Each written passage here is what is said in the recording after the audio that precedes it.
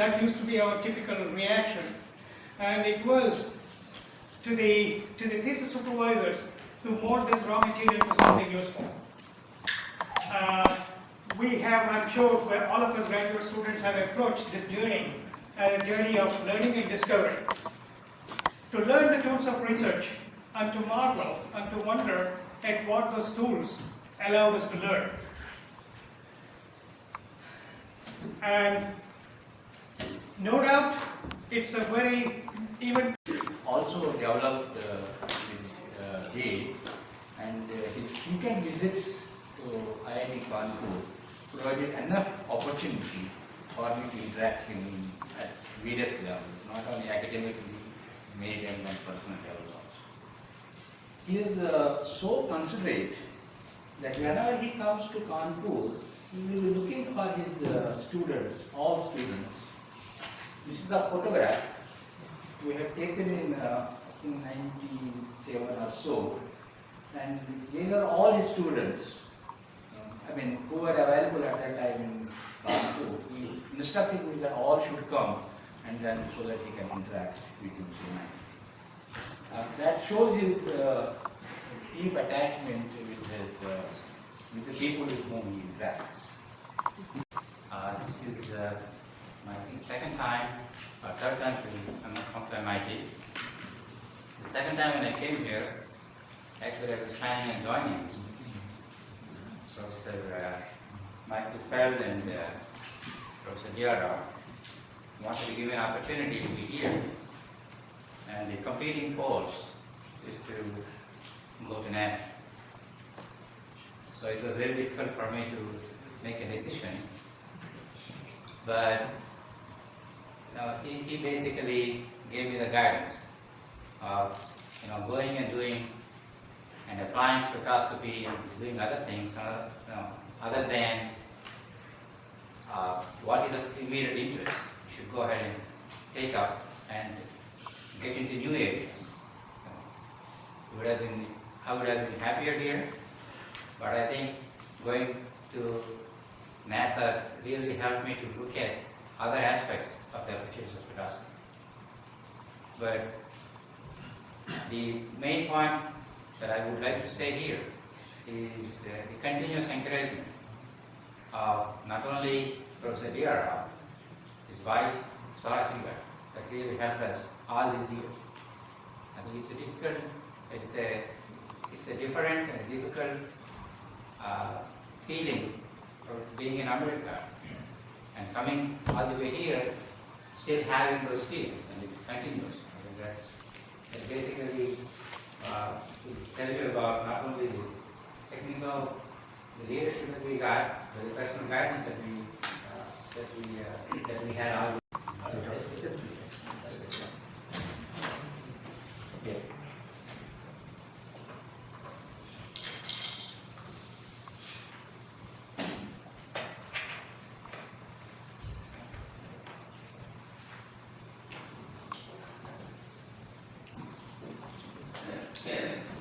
Good morning, and I thank Professor Mekte and Professor Ramchandra for giving me this opportunity to come here and share some of my experiences with DRO, as Kumar and Shivaram pointed out, we usually call him as DRO. See, this exam presently located at University of Hyderabad in the School of Physics. See, this is, I am visiting Butler in Professor Prasad lab to work on the consummated system during the next few months' time. Our lab is mainly on the non-optical phenomena and interferometry. I just want to bring here some of the aspects why, how Professor Ramchandra and IIT Kanpur have been influencing my research over the last several project I should call decades, two decades or so. I thought I had said, mentioned your presence in the midnights of many days. I thank them for excellent ways in which they presented their life at IIT Kanpur, and I am really grateful that I have such wonderful colleagues.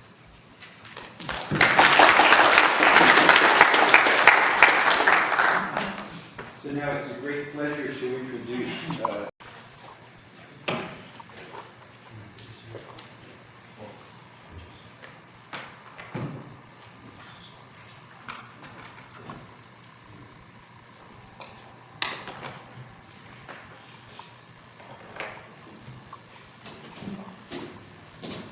I'm extremely happy to be here because Ramachandra Rao has been my great friend for 30 years, from whom I learned so much, and I'm extremely grateful for Mike not forgetting me. 3 days ago, I started to prepare this talk, and I pulled out Ramachandra's file from my drawer, and I immediately found I made a mistake. That is,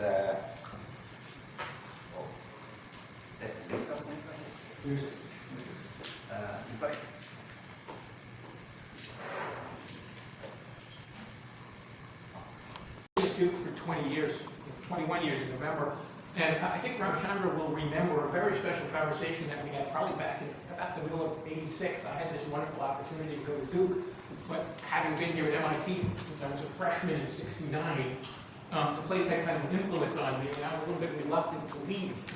And Ramachandra reminded me that Duke actually had a renowned microwave spectroscopy group headed by Walter Gordy.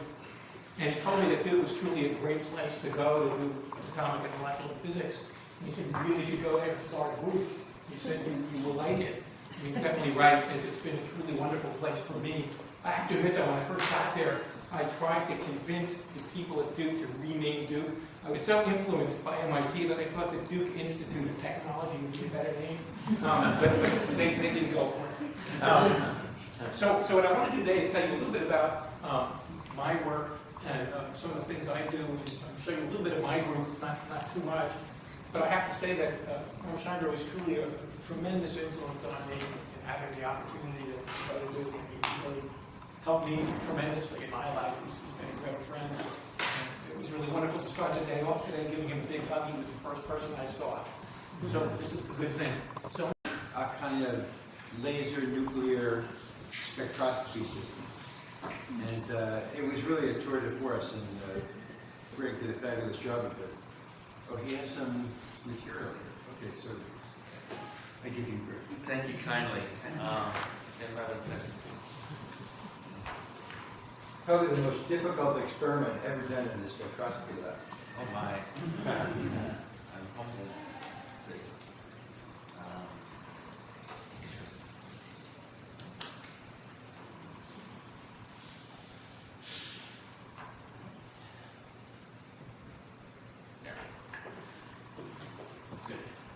Okay, can everyone hear me okay? I am honored tremendously by Ramachandra and Michael and their invitation to me to speak with you today. What I want to talk about are 4 lessons that are really life lessons and not technical lessons that Ramachandra and Michael both together, but Ramachandra more intimately because Michael's a professor and he's busy getting money, and Ramachandra was much more closely in the lab with me on a day-to-day basis, that have carried me through my lifetime. So, yes. Okay. Well, it is absolutely a pleasure to be here. I had no hesitation when Ramachandra called me a couple months ago and mentioned that this was going to happen. It kind of gets hard at this point to start out and reminisce about Ramachandra and try to say something that hasn't been already articulated really effectively. But I have one thing that I actually remembered really clearly. It's actually the first thing that I remember clearly about talking to Ramachandra when I was here in the spec lab. And he always imparted to me that the one thing I should always look for as I go through my career is to give back. To give back to people, both scientifically, both personally, and that was not an option for me after I left the spec lab. It was actually an obligation that I needed to. And even as I thought about leaving the spec lab and the thing that I wanted to do, and I went off to do this company that I'm going to talk about right now, I mean, one of the main drivers for me was to do something that could get lots of people to do it. And that was the reason for going to a company, that we could develop sort of technology, that we could give it back to other people, and that people could do all the studies that intellectually I probably would never be capable of doing myself, but I could offer them the technology to do that. And that's what I'm going to spend time talking about today. My talk and this one is, oh, sorry.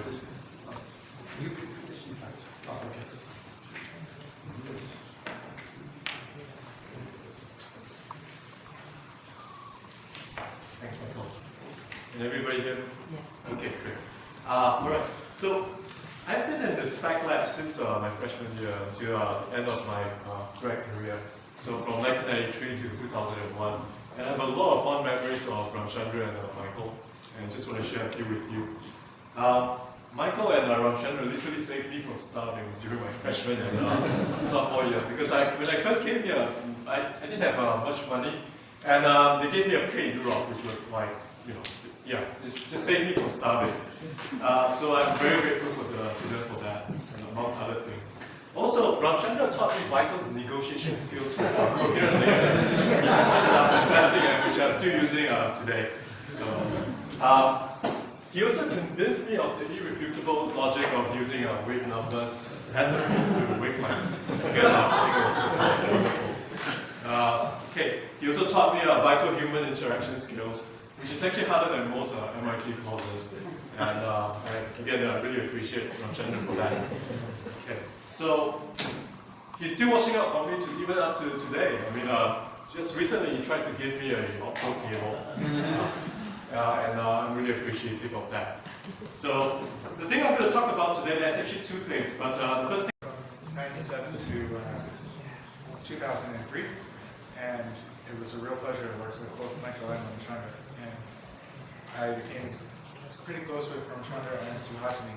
They were very kind to open up their house to me many times, having me over for dinner, and it was always a pleasure, and always nice to talk with Ramchandra and Suhasini. And I remember spending a lot of afternoons with Ramchandra in his office, talking about things both professional and personal. And he also became friends with some people in my family, which was really, really nice. And I learned a lot of things from him, both personally and scientifically, and also from a business standpoint. And I learned that whenever the glasses went on top of the head, on the sides, stuck in his tongue, that something very professional or very profound was going to come out.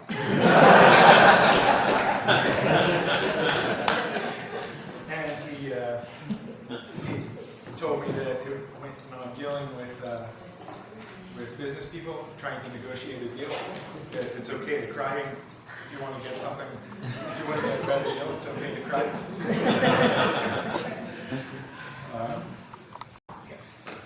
So, as many of you may have guessed by the title of my talk, The Best of Times, the Worst of Times, Doing Research with Ramchandra, I'll be discussing my graduate research, which was in breast cancer. More specifically, I'll be talking about the development of in vivo Raman spectroscopy for the diagnosis of breast cancer and for intraoperative margin assessment.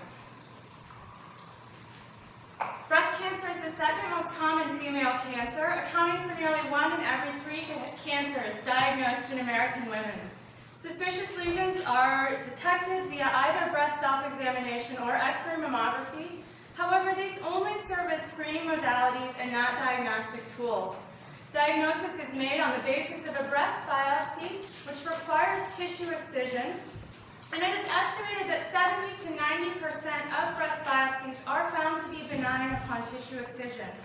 So the goal of this project is to distinguish benign lesions from malignant lesions without the need for tissue removal. Spectroscopy lab, and today my talk is entitled Ramachandra's next chapter, Spectral Imaging for Detecting Invisible Cancer. And the next chapter here refers to actually the next chapter in Ramachandra's research, because even though Ramachandra is slowly entering retirement now, a good scientist like him never really stops wanting to learn new ideas, discovering new things to help humanity as a whole. So here's Ramachandra's next chapter. So I've actually had the honor of working with Ramachandra for the past 3 years in the spectroscopy laboratory. And during that time, Ramachandra's been a great scientific advisor, academic advisor, and also a personal friend of mine. He's really helped me to achieve good balance in terms of my academic pursuits, mainly classwork, and my scientific pursuits, the research on spectral imaging, and also keeping a good balance between those two and my personal pursuits.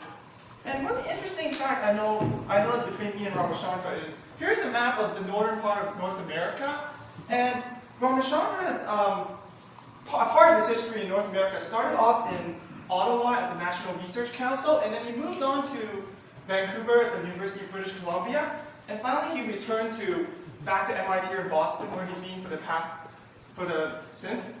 And actually, and it's interesting, actually, at these 3 locations, I've actually traveled the same road as Ramachandra has, although slightly different time periods.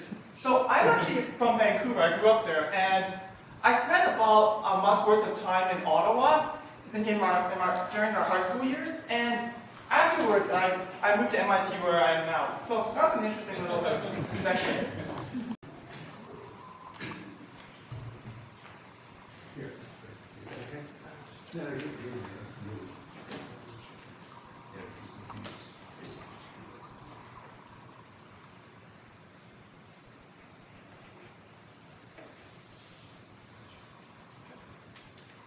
So my name is Robert Shibanovic, and I'm a senior graduate student in the lab right now. And I have to say, it's really a pleasure to be giving this talk in honor of Ramachandra, who to me is not only a colleague, advisor, but also a close personal friend, and almost like a grandfather in a way.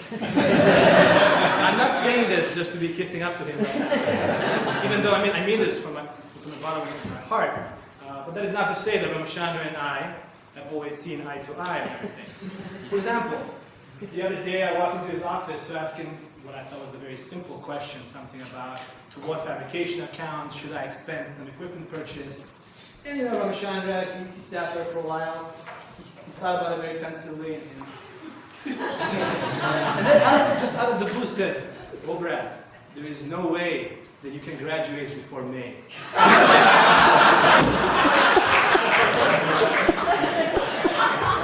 So I was like, what?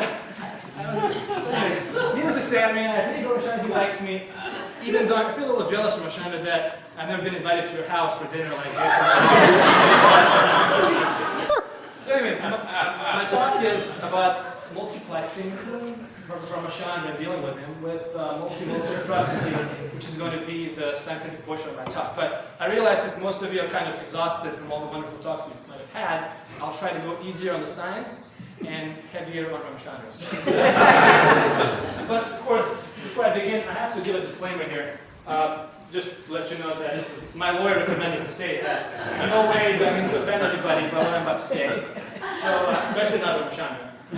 This is the MIT's non-discrimination statement. So, if you feel offended, please don't be. It's not.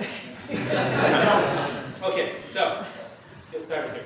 Ramachandra and I, and me. This is a picture taken in 2003, many years ago. Ramachandra and myself, and the astute made notes that I'm still wearing the same suit today, which is indicative of the precarious financial situation. Whereas he is wearing Armani. And here, Ramachandra in his old office in Building 6. This is where I first met Ramachandra. By the way, Is that a V-neck sweater? keep in mind that for those that know him very well, he prefers to use speakerphone. So this is a very rare photograph of Ramachandra with using the handset. So we met.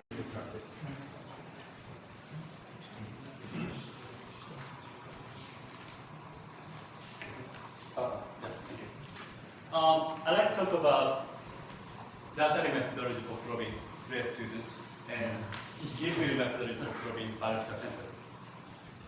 So first, I'm going to talk about Dasari methodology.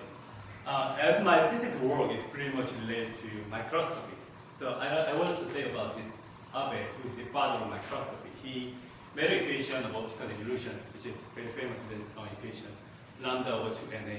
So what is Ramachandra's resolution? No color filter for so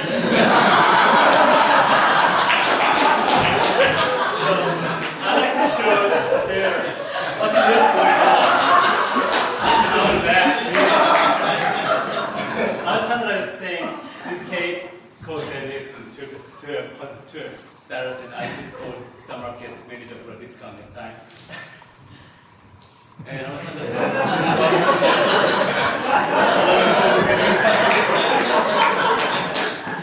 Ramachandra, my colleagues here said after we got this 17-inch monitor boy. So I need to look cute this morning. Those two things. But if the boy is shrinking out, one of us will leave the left by the end of the summer, maybe two. I first made the blue meeting. So, okay. For the last 4 minutes, because I am the last.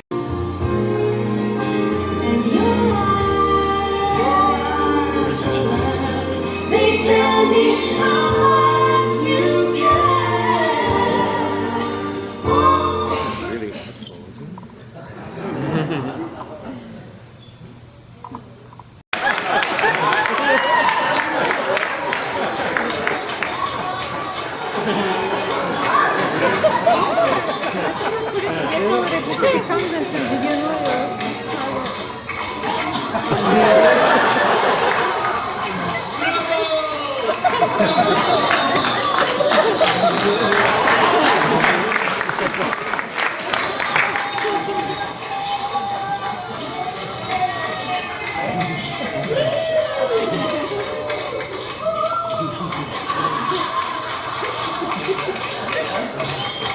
Together again for Gabby Pesco and that wonderful video that you just made.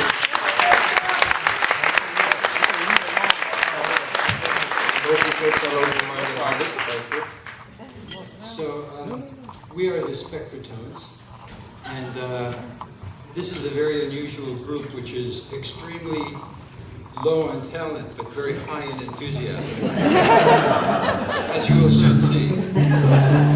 But we're very happy to celebrate the happiness of Ramchandra and Suhasini.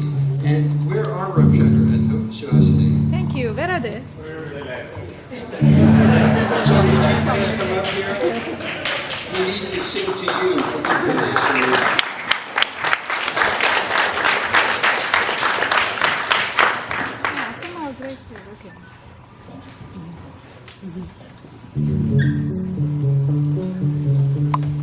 So, ladies and gentlemen, we have a special treat for you tonight. We hope you'll really love this. And while I'm speaking, each of you should have received a Spectratones hymnal.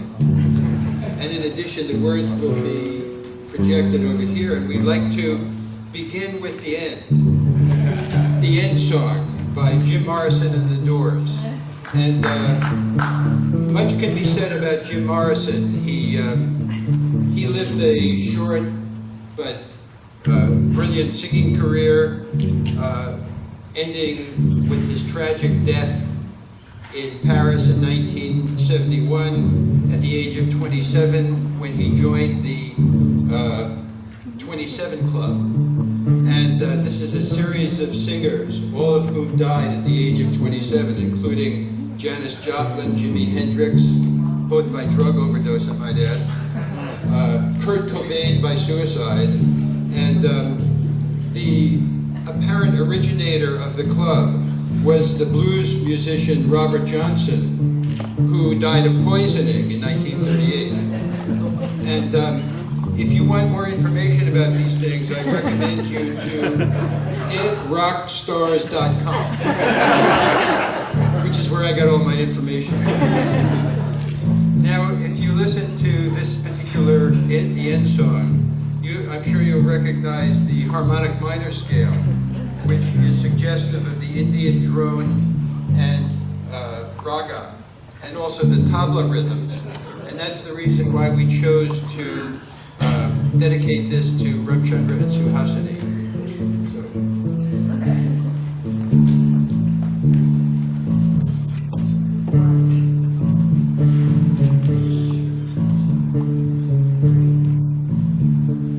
This is the end, beautiful friend.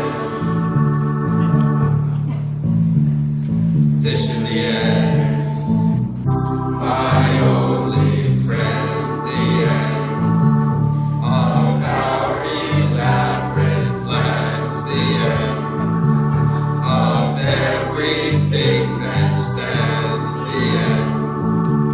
No safety or surprise, the end. I'll never look into your eyes again.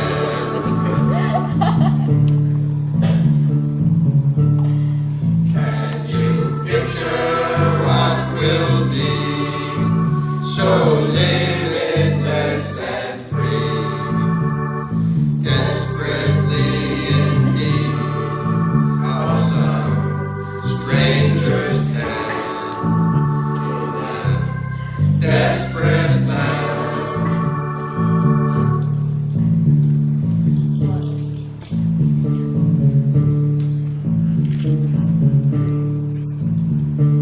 This is the end, beautiful friend. This is the end, my only friend, the end. This is the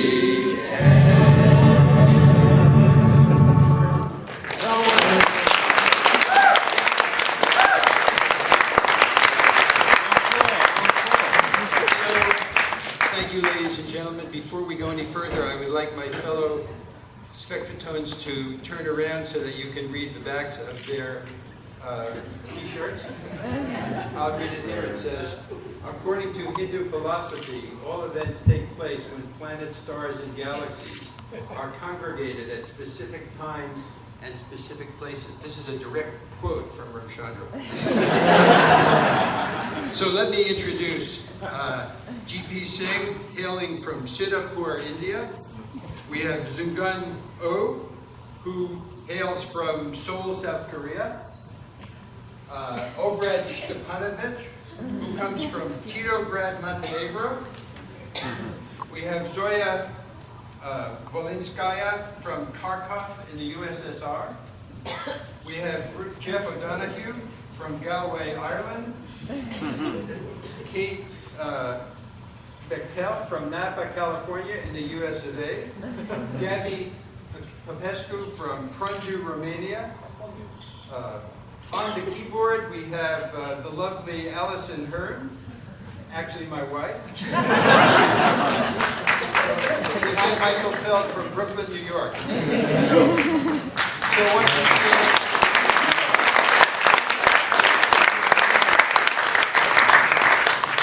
okay, so now, this is for me perhaps the most difficult at all, but Maria is the beautiful ballad from the Broadway musical West Side Story by Leonard Bernstein. And the story is based on Shakespeare's Romeo and Juliet. And I would like now to share with you my rendition of Ramachandra from a new musical, West Bengal Story.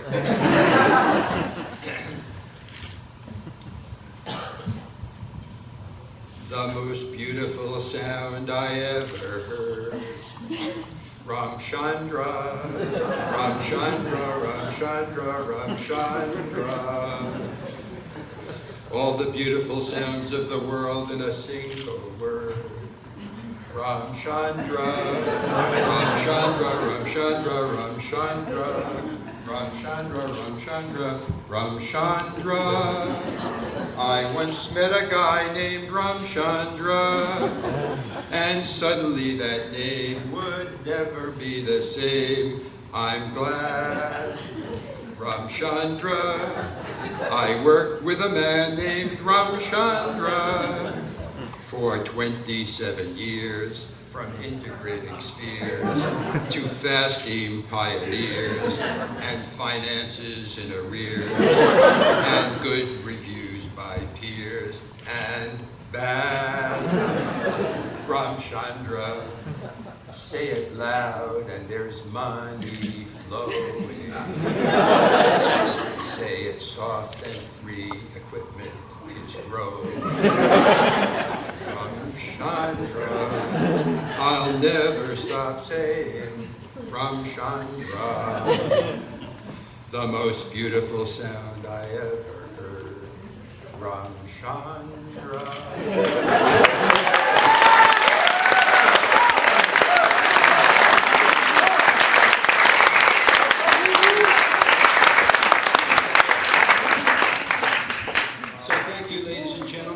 I'd like now to, the Spectre Tones is now going into rap. And, you're all probably familiar with Gin and Juice, the 1993 single by the well-known rapper Snoop Doggy Dogg from his famous album Doggy Style. And in subsequent times, he's actually shortened his name to just Snoop Dogg for reasons unexplained.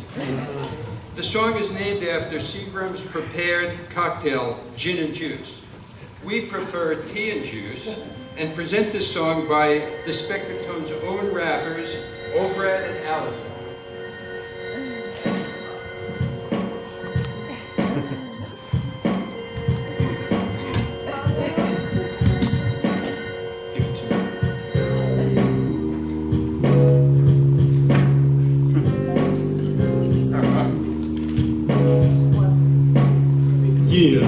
Strolling down the hall, sneaking indoors, sipping on tea and juice. Laid back. With his money on his money on his mind. Strolling down the hall, sneaking indoors, sipping on tea and juice.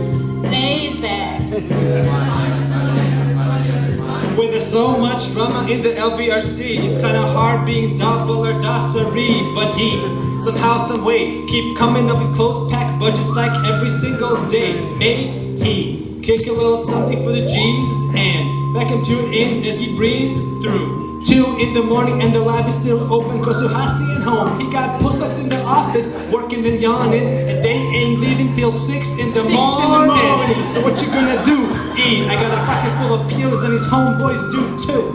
So turn off the lights and close the doors. But for what? We don't love them Joes. Yeah. So we can write some code to this. Prof stop sluts down while the singers pick up ode to this. Strolling down the hall, speaking indoors, sipping on tea and juice. Laid back. With his mind on his money and his money on his mind. Strolling down the hall, speaking indoors, sipping on tea and juice. Laid back. With his mind on his money and his money on his The mind. feds cut him some dollar bills. Everybody got their share, but there ain't no frills. You know, these types of cuts happen all the time. You gotta get yours before I gotta get mine. Everything is fine when you listen to the RRD. You got the cultivating wisdom that be captivating he who listens to the words that he say as he take me for lunch at the indoor buffet and get to working with this G named Fell. He conjured all the dough he held. Oh, that's Fell? 80 degrees when you tell that fool, please cool off these CCDs cause you get none of these attitudes. As you roll with the spec lap, feel the breeze, word up, he's just strolling down the hall, sneaking indoors, sipping on tea and juice. Laid back. With his mind on his money and his money on his mind. Strolling down the hall, sneaking indoors, sipping on tea and juice. Laid back. With his mind on his money and his money on his mind. Later on that day, his homie MSF came through with a stash of tea leaves. And a heaping plate of some pallid salad that made him choke. Man, this ain't no joke. He had to back up off of it instead he's playing down. Tea leaves and salad, yeah, he's messed up down. But it ain't no stopping, he's still typing. Felt got some students from the city of Boston to serve him, not with a cherry on top. Cause when he busts that cap, he been racing above the cop. Don't get upset, girl, that's just how it goes. He don't love them Joes, I'm out the door. And I'll be strolling down the hall, Sipping indoors, sipping on tea and juice. laid back.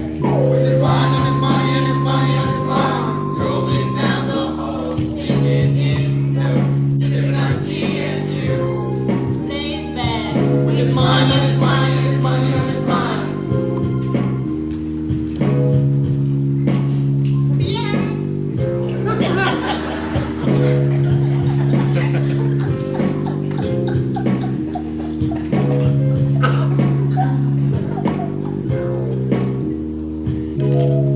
have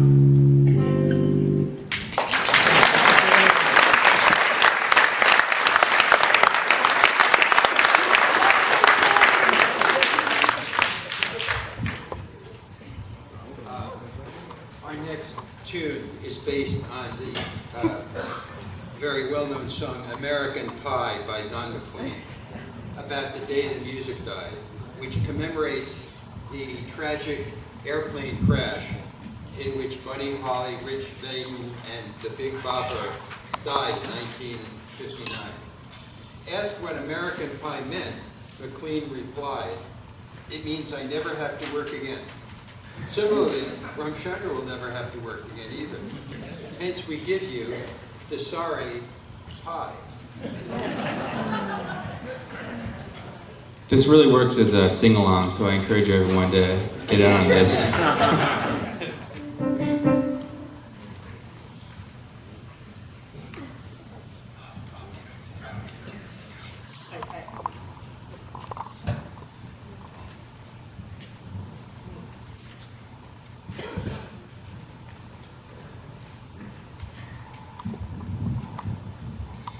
A long, really long time ago, it's hard to remember how long it's been. It's been a while that I've been sitting at his desk, awaiting approval to write this check. And maybe, if it was yes, I'd get a smile. But Ramachandra made me shiver with every reason I'd deliver. Bad news on the budget. I couldn't spend one more cent. I can't remember if I cried when he told me that the funds have dried, but something touched me deep inside, right when Dasari sighed. So, bye, bye, buying on the slide. Took my pleas to Dasari, but the budget was dry. And the ghost dogs were drinking whiskey and rye, singing soon be the day we can buy. Soon be the day we can buy. You played the Raman lamb, so he won't have to pay the tab. If Dasari tells you so, and you believe it's spectroscopy and lasers to replace pathology. And can you teach me how to walk real slow? Oh, that you're in love with him, 'cause I saw you walking in the gym. You both kicked off your shoes. Michael James knows rhythm and blues. And the time has come for us to toast Ramachandra Dasari's roast. Sailing out for the coast, the days Dasari flies. And we are singing bye bye Dasari pie. We are sad that you are leaving, but you're leaving this time. Our spectra tones are drinking whiskey and wine, singing mysteries Dasari pie. Will Shemisi Dasari pie? Bye bye Dasari pie. We are sad that you are leaving, but you're leaving this time. Our spectra tones are drinking whiskey and wine, singing Will Shemisi Dasari pie.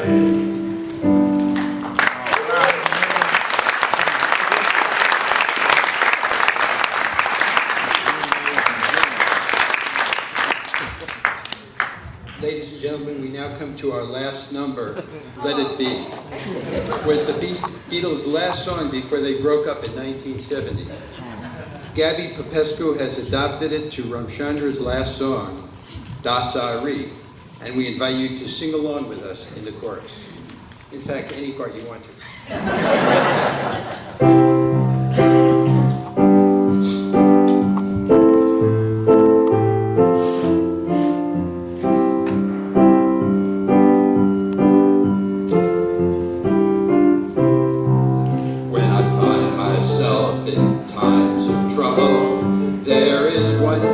I'd like to see, smiling with an accent, Dasari. You get free advice, elephant wisdom, for the most part be as free, like going to the temple, Dasari. Dasari, Dasari, Dasari at MIT. Speaking words of wisdom, Dasari. He went to high school in 1853, when he was 27, Dasari. Then he left to search for cheap postdocs, outsourced to MIT to minimize their wages. Dasari, Dasari, Dasari, Dasari at MIT. Thank you for showing us the misery. Dasari, Dasari, Dasari from IIT. We couldn't find an answer, Dasari.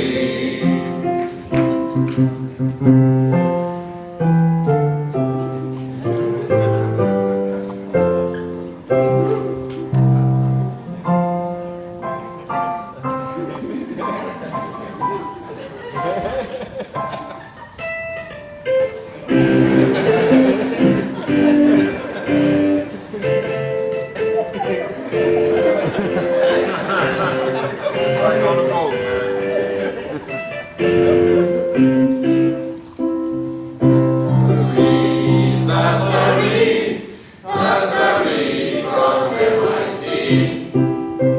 Speaking words of wisdom, Dasari. He's sure on time at every meeting for his small math day. Dream of nicer places than MIT. Now it's time to rest and go more over. Listen to Suhasini. Forget the stupid budget. Dasari. Suhasini, Suhasini, Suhasini of Dasari. Speaking words of wisdom, Dasari. Dasari, Dasari, Dasari from MIT. Whisper words of wisdom, Dasari.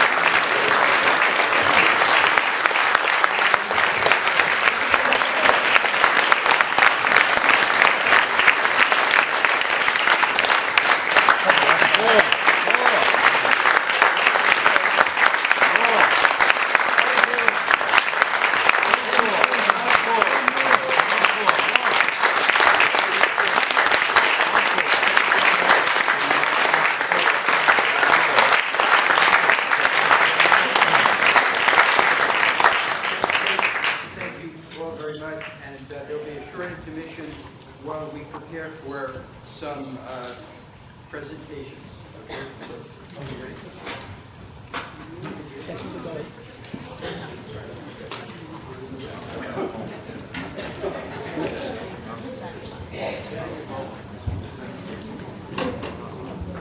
So the next part of this is to have some brief sentiments by Ali, Chaban, and then me. So Ali, would you like to, where would it be comfortable? Is this the best place, folks, over here? It's okay.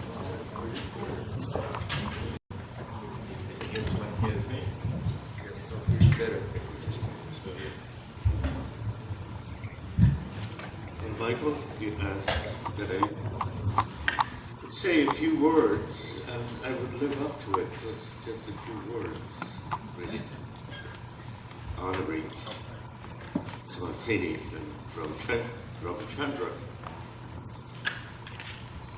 Really, I think the last words have been already said, but I will say a few words from just my own sentiments about Suhasini Ramachandra. We give ourselves and work hard to do all the better things we know in our profession that we have committed ourselves to do. And Suhasini, you have witnessed with your precious support, I must say, as we have witnessed, Ramachandra, how much you have given of yourself to do all the good things for your profession that you have truly accomplished and have done all so creatively, and everything that you have given, we all know and are grateful to you. The time now has come for the both of you, yes, to do and continue to do all the good things, at this time only and only for the sheer pleasure of it and enjoyment and nothing else.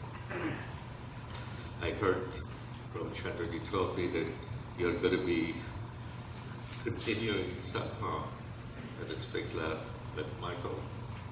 Don't fool yourself.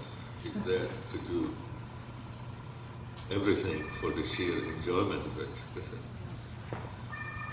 I don't know. I want to just say a few words. I really think that in our human scale, somehow, I truly think time is quantized. Every time you turn your head around, it is 10 years later. Or it is also quantized.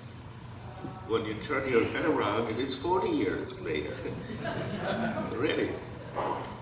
Ramachandra, I'm sure it is with you, as several of us here, including the Midi Dressing House, who's here, and all of us. It's just about 40 years ago. But truly, the very first large-scale research lab, was founded in 1941. And Ramachandra, you joined me a little bit later in the 1960s. And I only want to say a few words just to give this different flavor of your work. Everything that evolved and has been done in precision spectroscopy, really at the limit of what can be possible with unprecedented accuracy. Everything originated from my work at that time, and Ramachandra, you were with me at the time you mentioned just a little while ago when we saw each other introducing the entire technology for measuring absolute frequencies of optical frequencies 10 to the 14 hertz reference against the primary clock, cesium clock, and everything else. And you have accomplished so much, and you have given so much of yourself, what was really just shining bright in you. Truly, I mean it.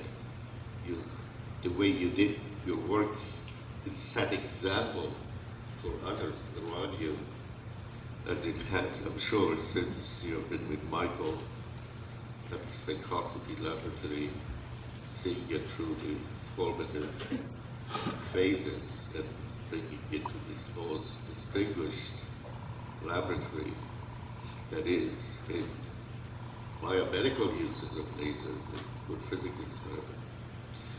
So congratulations and congratulations, Subhaseni and Ramachandra. You now have arrived. Nothing else but all the better things for the sheer enjoyment of it for the two of you. And we're all here to honor you. Thank you so much. You are both so special. Thank you.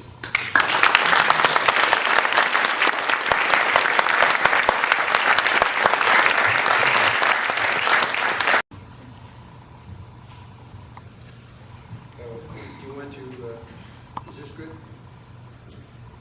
Get it away. Get it away from the Yeah. Yeah, let's see. I think you look behind it. Look good.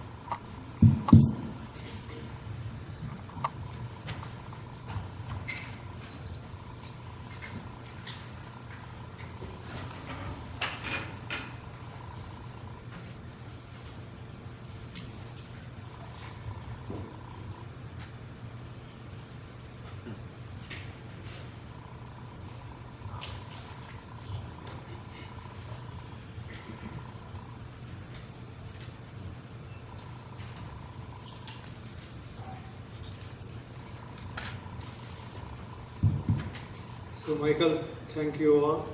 Thank you for all you have done to me.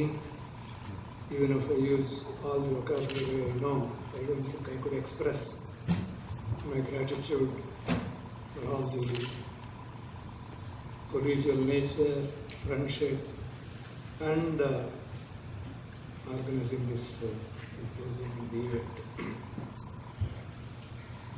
I might say that as I start, probably my grandfather up above will be smiling for what he looked for.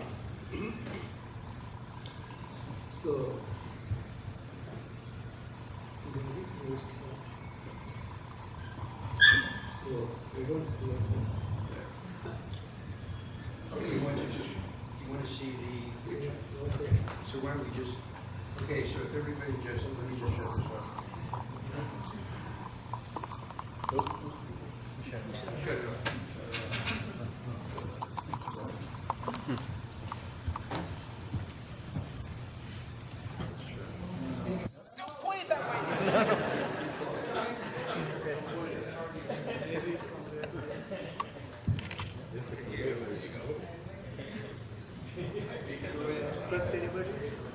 No, that's good.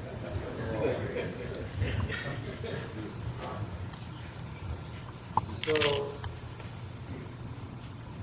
I really don't have great science that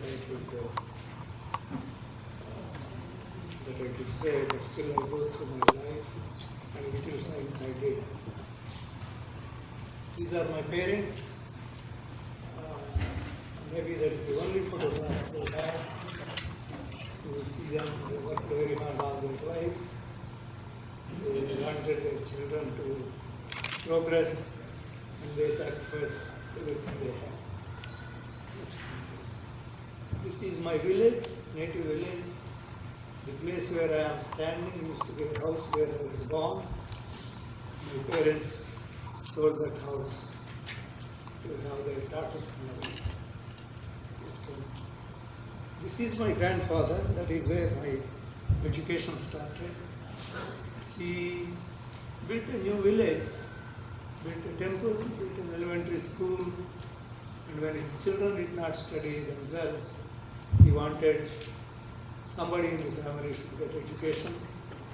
I was the eldest grandchild, so he chose me. He took me to his home, to his elementary school, and when I completed my elementary school, he asked his wife, that is my grandmother, to go to a nearby town where I could read the middle school and the high school.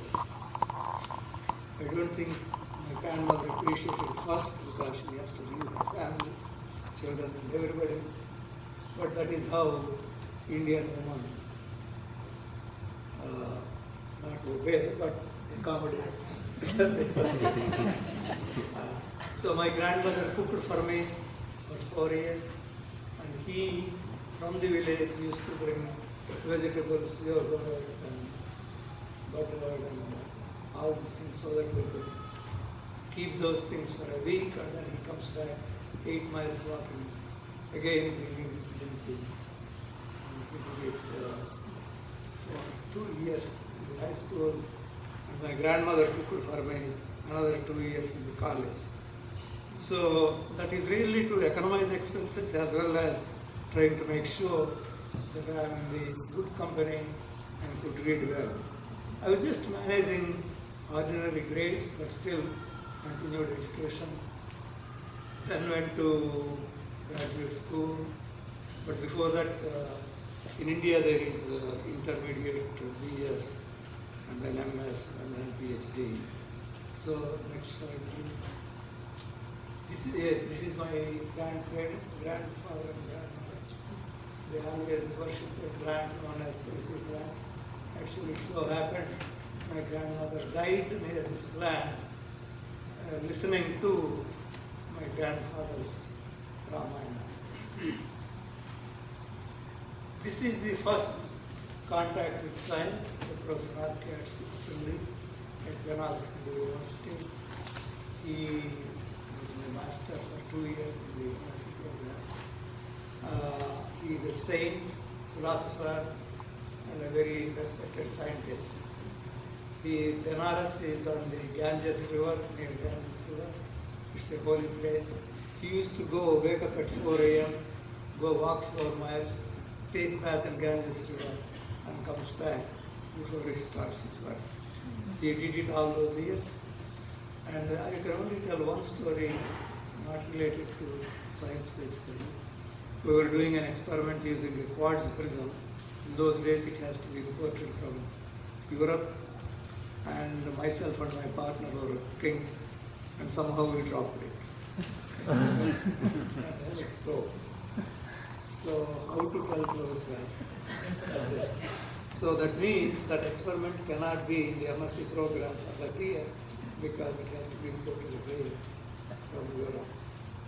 So we went to him, and I do not know how we started. I think we will tell the story.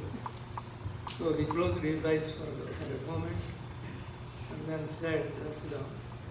And then he said, when he was living with his wife, throughout their married life, they used only one set of chain. Nothing broke. And they continued. After his wife's death, he moved to his son and daughter-in-law, and he is now living with them. And he finds every year they change chain because something or the other breaks. And then he said he cannot blame his daughter-in-law because she is not a spectroscopist.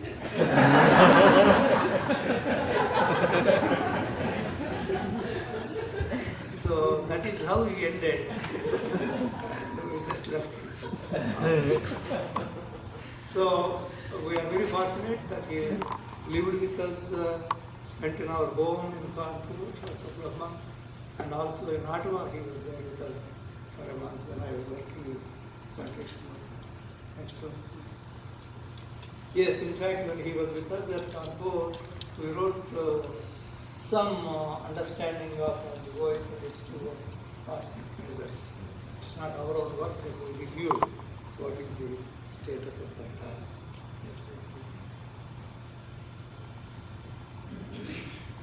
Yes, this is my PhD thesis supervisor, Professor Putsa Venkateswaru. After I passed my master's program, I had three options. Take up a lecturership in a four-year college, which gives some money. I had an offer of a research assistant position paid at the Benares Hindu University, not with Professor Sindhu, he retired at that time, and with another. Or work with him in Aligarh Muslim University without a fellowship. So out of these three options, I chose to go to him without a fellowship because he just recently came from US, worked with Needs for Laboratory, Robert William Laboratory, Hertzberg Laboratory, Walter Davis Laboratory. So I thought I will have great opportunities. And so I went to him. And not only I finished PhD with him, but I moved with him as a senior professor. He is a senior professor at IIT, and I am on the junior faculty at IIT. Next 10 years. So, with him, my thesis work is emission spectrum of silicon disulfide, and we published that in the Journal of Particle Spectroscopy. Also, we did some theoretical understanding of probable iodine molecular lasers in the violet and ultraviolet regions. We published in one of the Indian journals. Actually, this transition was obtained later in the 80s in the blue region. Next one, please. So then comes my real knowledge in physics. When I joined Professor Javan at MIT, it was a great period of my learning. I learned all the basic elements of physics right here. Prior to that, my research in the traditional American context, it may be physical chemistry, but real physics I learned here. I learned how to build lasers, and that was the greatest period of my learning. And I owe everything to all. Would you please stand up? I would like to acknowledge.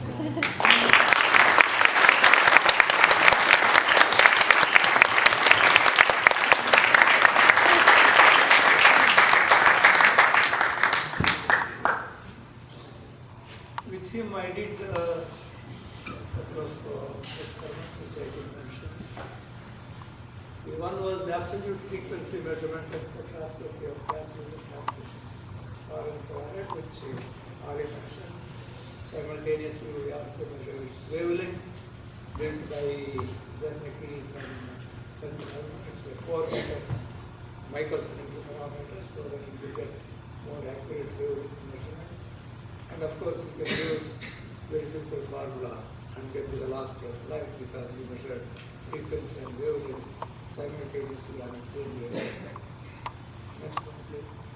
Yes, this is, I'm a little bit proud of this spectrum. Again, it is taken on a photographic plane at MIT using the 20-foot SPI grating spectrograph. You can see the resolution of this spectrum, which is only 0.6 nanometers spread. And you would see all these spectral lines of the nitrogen laser. If Obrad is thinking nitrogen laser is a single wavelength, it is not. And it has so many lines separated by this. So this is also an experience by itself. Maybe I'm the last one to work on the spectrograph. Later on it is dismantled and the lasers and other activities went on. Oh, this is, I moved back to IIT Kanpur. We began building lasers, and I was fortunate to have many talented graduate students. We built several lasers. It is really great knowledge that has given me a lot of enthusiasm. Here we will see where Hertzberg visiting our laboratory. This is nitrogen laser system assembled and used for some relaxation measurements. This is a CO2 laser made in the laboratory. Again, Dr. Wade visited to us in the laboratory. So, as some of our colleagues in the morning said, we built even laser, CO2 laser, nitrogen laser, nanosecond, pulse width, pulse argon, and microseconds, and pulse copper laser, 50 nanoseconds. These various lifetimes are useful for taking this spectrum of we did a lot of work in rare earth ions, crystal spectroscopy, and then we measured several relaxation models. This is where my journey started, as Takeshi said. My coming into this continent for stay. This is where I worked with Takeshi, and it is a great experience. Like professors in universities, if you see National Research Council, scientists work with their own hands. The experiment is all done by them. The theory, the analysis, everything is done by the scientists, not graduate students, not postdocs, not the technicians. And you might have seen in the morning, H3 plus discovery of its spectrum is single on Takeshi. So that is how you really see the enthusiasm and the spirit with which scientists work. I learned certain things with him. That is where the mix of small work, Dickie and I have pressure work,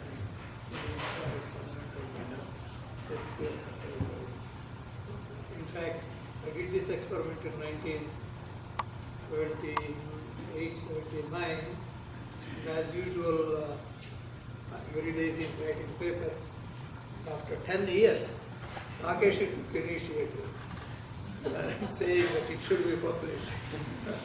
And so he took the initiative in writing the paper. Next one, please.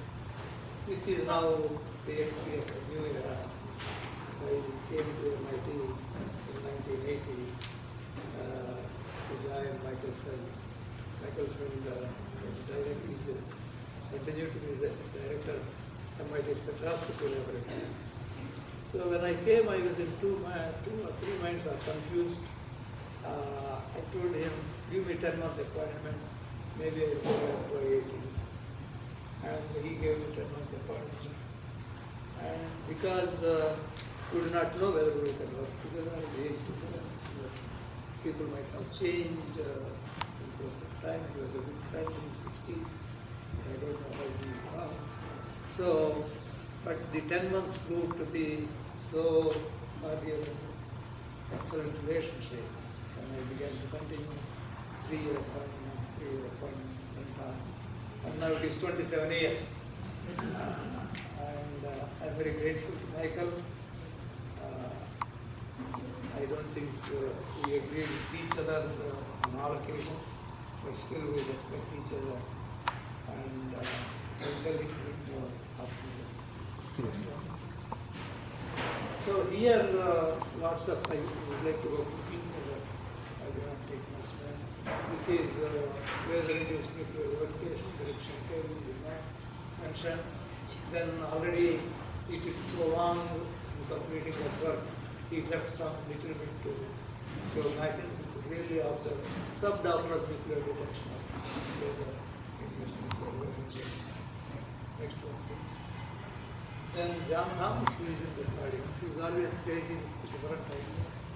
He coined this photon recyclers, and I don't know what happened to him. But it was a great time working with John, and his work is really photon echoes and other things.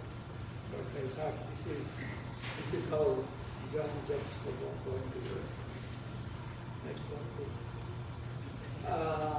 Kathleen Knipe worked in the spectroscopy laboratory for 8-10 years. She came as a Heisenberg fellow to the laboratory.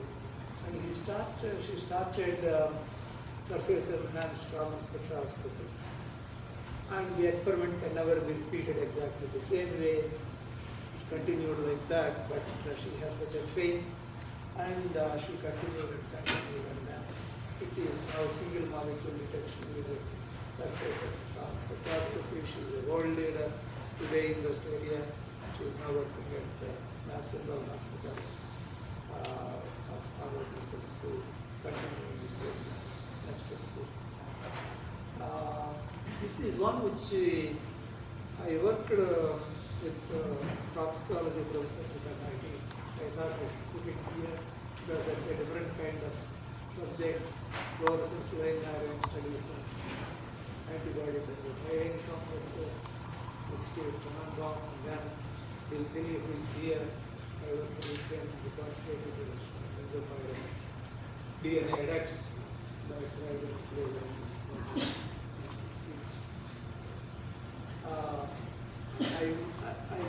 my apologies for not putting a slide. I realized later the single atom laser, which has been one of the most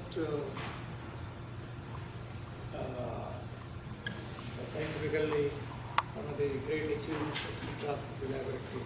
Single atom laser, it's been going on. Chris and then Longship, they really played it, and that has a beautiful physics. I'm sorry that I did not put a slide. Here, there is so much that happened. I thought I will not do the show. Research, medical studies. Today with my wife's son, we made some clinical instruments which are found in the hospitals. We made some very nice probes. We have an excellent engineer who is Gallagher, who makes all these probes. And then you have heard a little bit in the last one. Today, cell structure and dynamics, which is now very hot area in the laboratory. It's played by started with Yang, then expanded by Yang and Dynamics. Then taken up by Capisco, and then Chris Yang, and now with Launcher. It is really going on at a high speed. Yes, these are the two people with whom I worked almost 27 plus 18.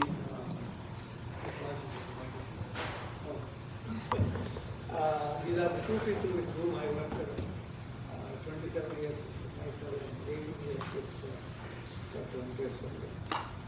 I thought I should put these two together because they are similar or almost identical characters. One is they are very hardworking. Each one of them works more than any of the graduate students that they have trained. Second is they are very assertive. You can't win for arguments. So you might spend any amount of time, but ultimately you have to agree with them. So also, for example, I forgot to mention that when he did thesis work with Professor Asundi, he published 7 papers, including one in Nature, out of which 6 papers he put himself as the sole author, and then 1 paper with Dr. Asundi. So you can see how strongly he feels for himself. And then he trained so many graduate students. He introduced Lenin. He's so self-confident person, and he has strong friends and strong dislike to people also. But he is a phenomenal author. Similar is Michael Finney. So almost similar qualities. Very hard work to very good, no graduate student, but very accepting. He has his way through. And I think both these people made me a little bit timid. A little bit,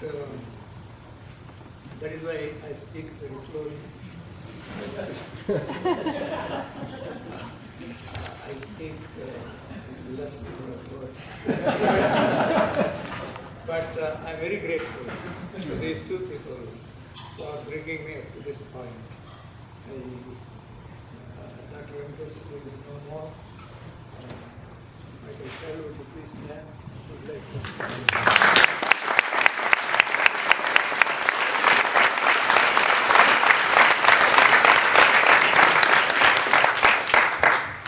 Next one is community service. It's so quickly. This is the elementary school where I studied, but then we completely changed and renovated and made it into a school to life. This is the same school with the children that we went once. This is the Hasani giving them some chocolates. Next one. This is the library we looked at our materials and I told you somebody who came. That's the same library.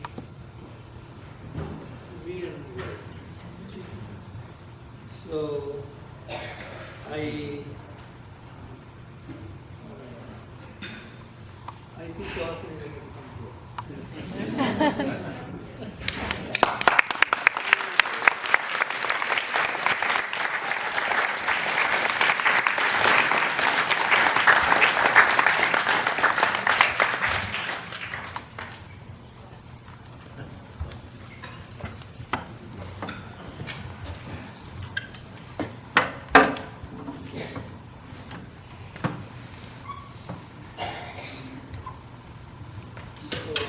Michael mentioned I'm married for so many years.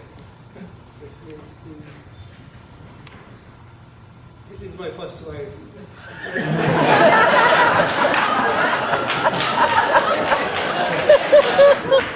Last wife also.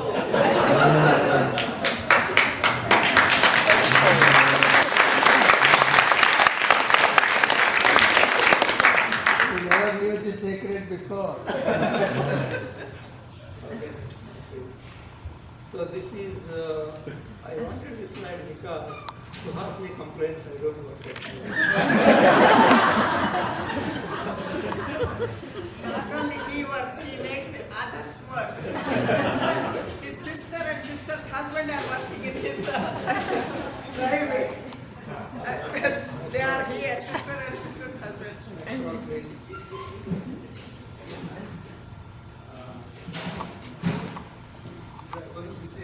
This is the time when we became American citizens. Our neighbors, was a singer, they were singing the national anthem at the house. This is when I went to China to get down. I didn't go. This is the pyramids like that. I'm not showing this. Please go on. This is the 60th birthday. The children are celebrating. This is the Aligarh Muslim University where I graduated PhD thesis. That is the time when we had a case on the day we became American citizens. This is the laboratory which is safe. These are my parents again. I think maybe we should stop here. I want to say a couple of things. I don't, truly speaking, I don't work at home. I never put the dishes in the dishwasher, not taking them out. I never put the clothes in the washer or not taking them out from the dryer. Only the time when I pushed something, it did not work. But few weeks ago, 3-4 weeks ago, I was somehow, for the last 1 month, I am a little bit nervous and how things will go. So I told Suhas, come on, let's go for a walk. Then suddenly she said, she will only come if I walk side by side. For a moment, I was speechless. I thought the earth is spinning opposite direction because men don't walk side by side, they always are front. They always walk in front. And she said that. Anyway, I did not want to argue, so I walked. And then she slower and slower. And I walked slower and slower. It took 45 minutes for half an hour. Yeah. So I think she is now testing me as we plan to retire, how far she can push. So maybe troubles are coming to me. Michael, I may request you for my job. Okay. So I think I should thank so many people. I individually will thank separately because time is short here.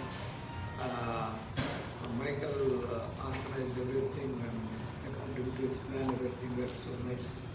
The entire research group worked so hard, as you could see in the things that they have prepared, office staff, all others have participated in this event, which is a great day for me. I would say I could cry for all of you. Maybe a lower price.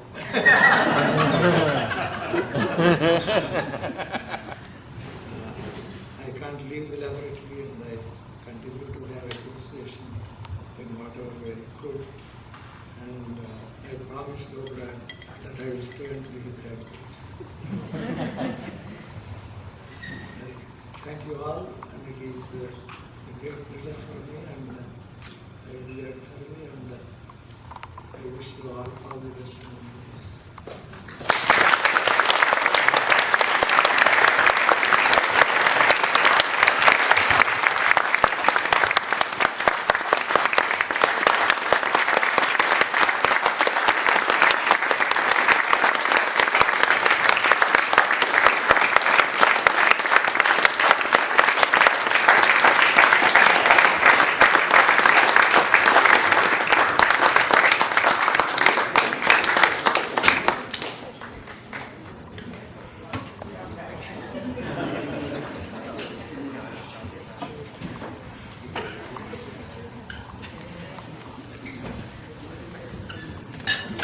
So, ladies and gentlemen, maybe this is now the appropriate time to announce that Ramchandra's family has decided to establish the Dasari Spectroscopy Laboratory Lecturer Fund. And this is something which they're establishing in honor of Ramchandra. And the idea will be to create a fund whose endowment will not be changed, so that will be in perpetuity. Its endowment will actually grow. But the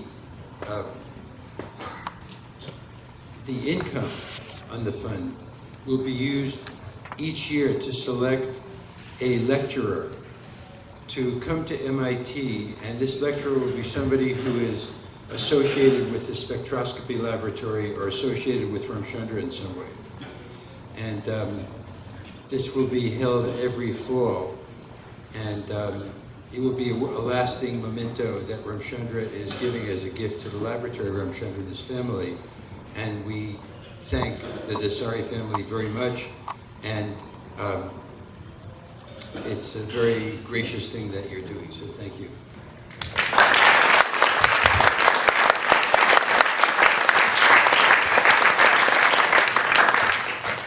And there are two parts left to our program. The first one is called Dasari Roast, and that will be organized by O'Brad and Cade.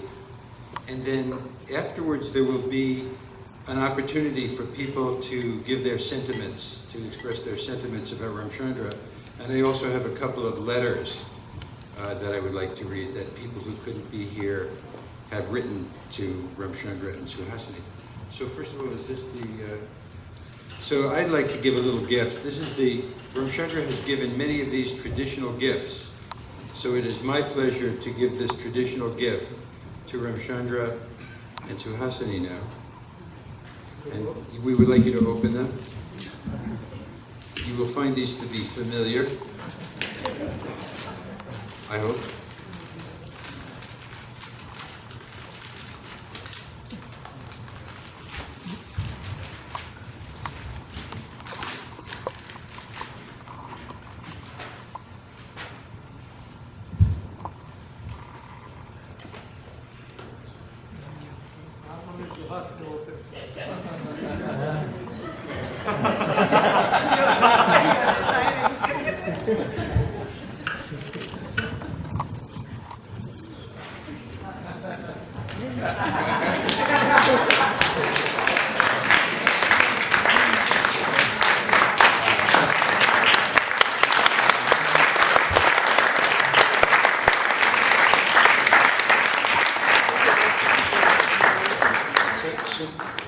So now I'd like to ask Kate and Obred to take over here.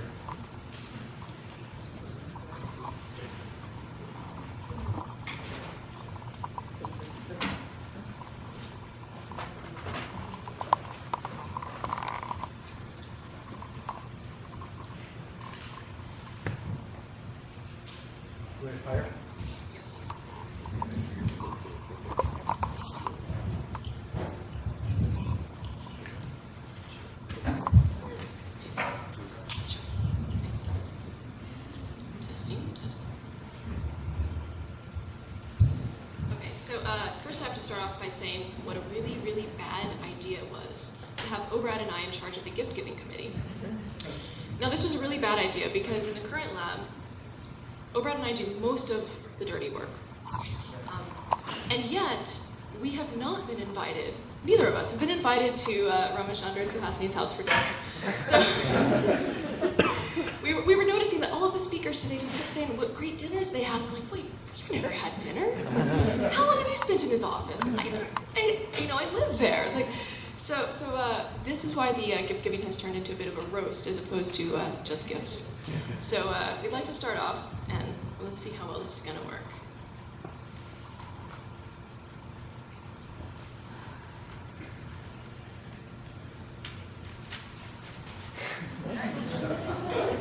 So first of all, Ramachandra's retiring, and he always wonders what to do in retirement. He was just, he talks about this, he says, well, what am I going to do? I can't possibly retire.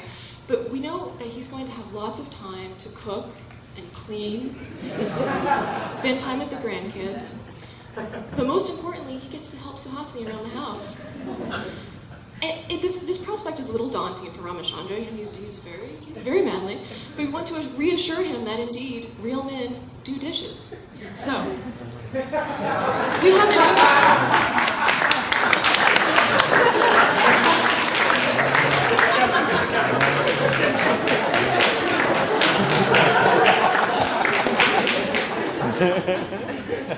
No resistance. He has to do this.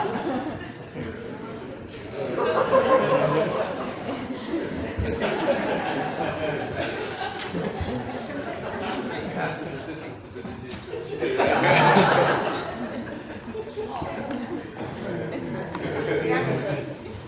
Okay, so next gift is indicative of, as we know, Ramachandra, he's around money a lot, accounts, equipment, purchases. We've heard about this today. So we would like to give him, and we don't have the real thing yet, but this is a promise, a $50 US Treasury bond, Series EE. Now, this is worth $25 today, but in 20 years, it'll be worth $50. So, we give this to Ramachandra. He hopes he takes care of it, he waters it daily, the money will grow.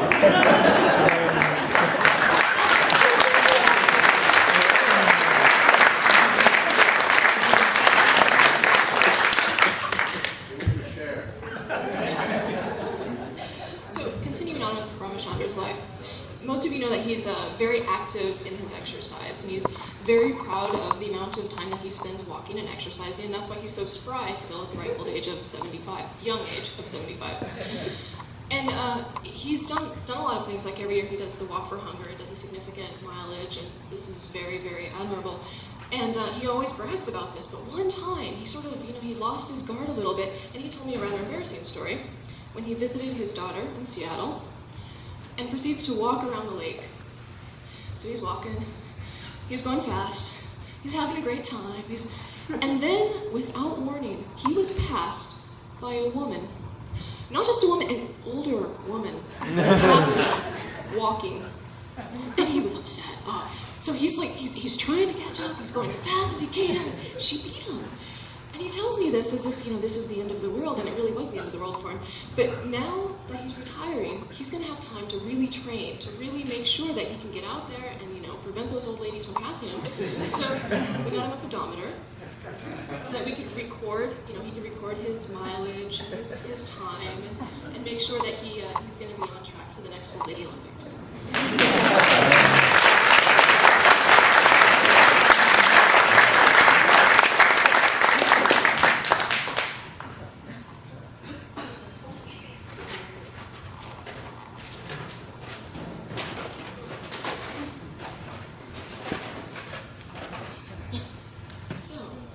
After all of that exercise, he's going to be rather tired. He's going to be looking forward to coming back to the lab to catch up on some sleep. But, you see, he doesn't look very comfortable when he sleeps, because he leans way back in his chair, puts the glasses on his forehead, and he tries to block out the light, but he can't quite do it, because it's really bright in our conference room. And we keep talking, we keep disturbing his sleep. So,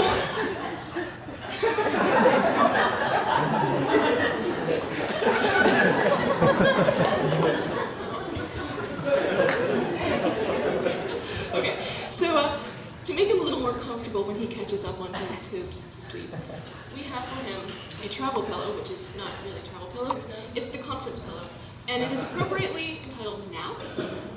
And Michael was discussing the importance of taking naps, and it comes with eye shades, so that he can just block us all out, have the nice little pillow, and he can sleep comfortably. And this was really made for Ramachandra, because the back says, not feeling as sharp as usual, can't keep your eyes open during that 2 o'clock meeting. He needs this.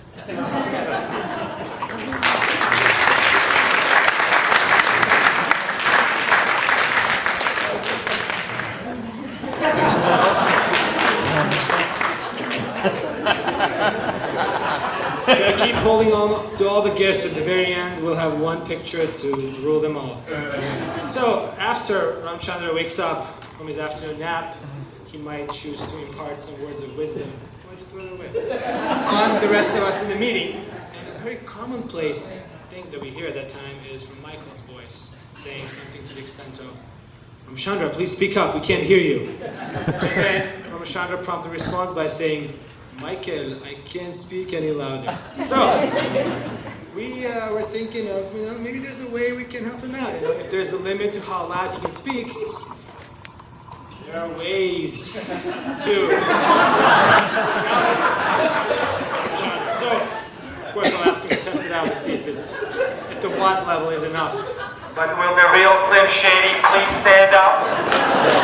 So maybe he can say something, Ramchandra, please. Say something. Thank you, Albert.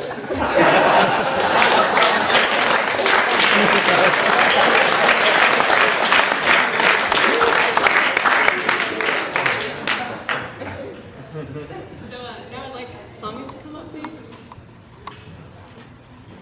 Okay. So after we gave him some rather funny gifts, we still have a more representative gift of how we feel about Ramachandra. It's my great honor to present this gift to Ramachandra from the whole lab. This present captures the two essences of Ramachandra's 27-year career in spectroscopy laboratory. It is about spectroscopy, and it is made with unrealistically tiny small puzzles.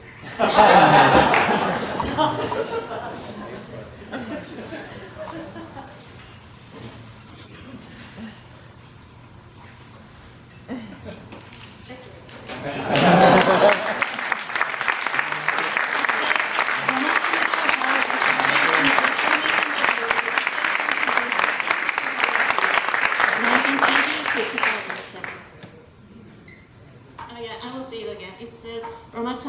Dasari in recognition of your dedication to the spectroscopy laboratory in 1980 to 2007.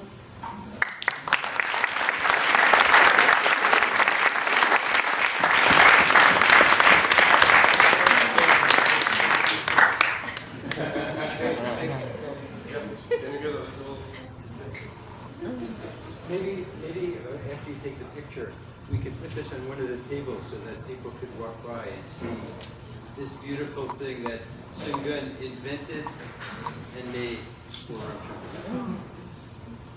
You can't buy this in a store.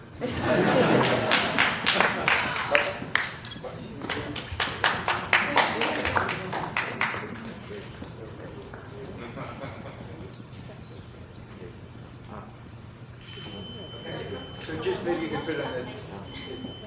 Yeah. One chick also double to make this.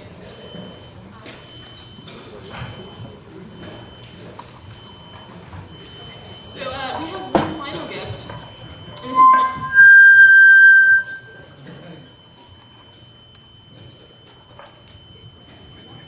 Feedback. Alright, move that way. So we have one final gift. It is not for Ramachandra. It is actually for all of you. Now you might have noticed our lovely Spectratones t-shirts. Yes, gorgeous. We actually have one for each and every one of you.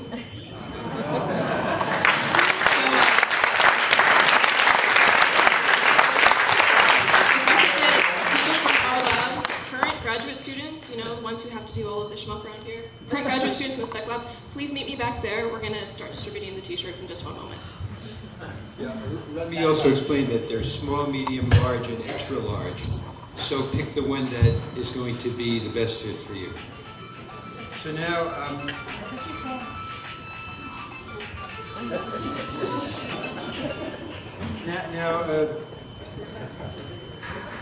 this is a time for people who want to express their sentiments to do so. And I would just like to begin by reading two letters that I received. And the first one was from Gita, Mithal, and Arvind. And Arvind and Gita have been friends of the Dasaris for many, many, many years. And here's what they wrote to me. Dear Michael, we are in China, and unfortunately for us, we will not be back in time for the festivities to honor Professor Dasari Rao. Since Arvind was taught physics as a freshman by young Professor Dasari Rao at the IIT Kanpur in 1964, he has never been able to call him Ramchandra. To him, Professor D.R. Rao became Professor Dasari Rao, but I do not recall him Rauji affectionately. That's what Gita calls Ramchandra. What are these? Am I doing something? Arvind remembers going to Professor Rao in that Physics 102 course to get a few extra points on a quiz. Arvind says that he had actually solved a particular problem, but in a highly convoluted manner. Nevertheless, he felt he deserved more than a 0. Arvind remembers Arvind is now an electrical engineering professor at MIT, Arvind remembers Professor Rao listening carefully and gently, but cannot remember if he actually gave him some extra points. However, knowing Rauji as I do, I believe he must have. Rauji, together with Suhasini, have brought our whole family love, understanding, and advice for the 28 years we have been at MIT. Their hospitality is boundless, and Suhasini's cooking, well, what can I say? If you have not eaten her dosas, you do not know what you have missed. We have been there in their house so many times for brunches, often arranged spontaneously to entertain overseas guests. Once when I was recovering from a major surgery at the MIT infirmary, I woke up to find Suhasini beside me with a home-cooked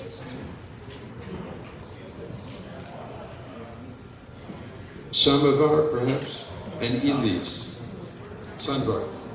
And appetite came back instantly, and I did not need a doctor after that.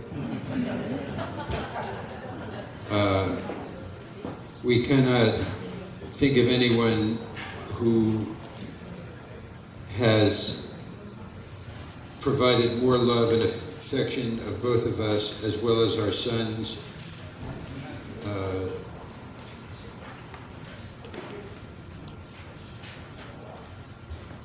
The names of her sons.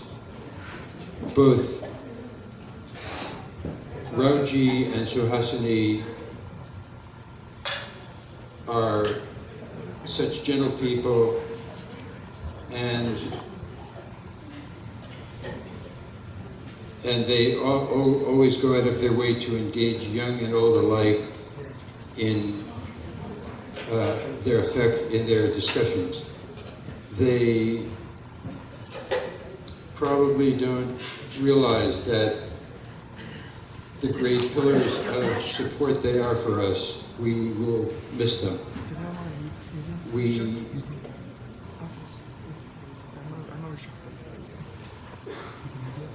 miss them and love them and wish them the very best in their move closer to their family in the Midwest. We hope they will return frequently. By the way, Arvind says Ranji was a very good lecturer. So this is from Gita, so that was a very nice sentiment.